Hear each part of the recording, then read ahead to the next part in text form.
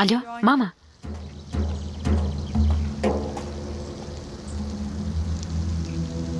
Хорошо, поговорим позже. В чем дело, дочка? Родители нашли дом недалеко отсюда. Твои родители переезжают в Стамбул?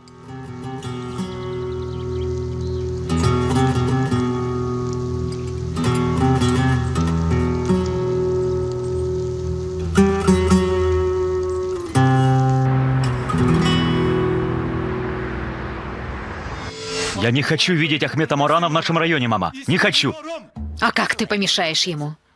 Он вправе брать дом, где хочет, и жить там. Я разведусь. Я разведусь, Чичек. Думаешь, Ахмет Моран допустит это? Ты снова хочешь кровопролития, Саваш? Я не стану спрашивать у него, что мне делать. Не делай глупостей. Ты отказался от наркотиков и тем самым разрушил его планы. Он промолчал. Но если ты разведешься с его дочерью, то нашим отношениям придет конец. Думаешь, он допустит это? Ахмет Моран ничего не узнает.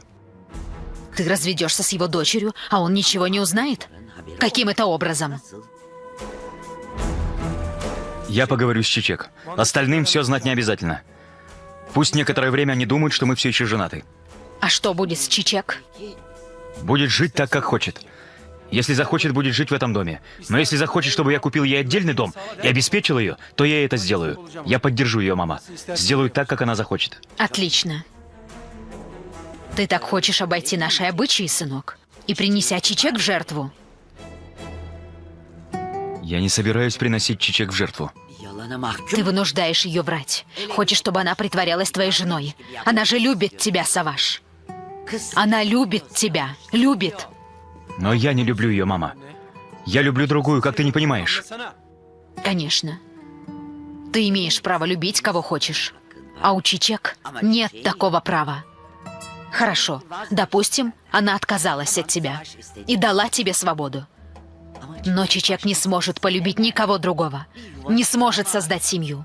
Мы не сможем выдать ее замуж за другого, и ее отец не протянет ей руку помощи. Она все равно будет прикреплена к этому дому. Вот каких обычаев ты придерживаешься. Теперь понятно. Я все понимаю. Обычаи есть обычаи. И расплачиваться приходится Чичек. Саваш, ты можешь уйти к своей любимой. Но тогда Чичек совсем останется одна, так и не создав свою семью. И это та справедливость, которую ты хочешь? Саваш. Ты куда, сынок? Пройдусь немного. Сынок. Я хотел поговорить с тобой.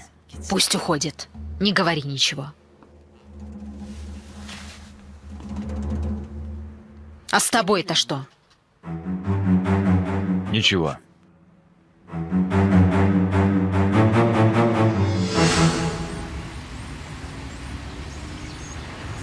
Что-то господина Саваша не видно. Он больше не приходит сюда? Нет, приходит. У него сейчас много дел. Работает допоздна.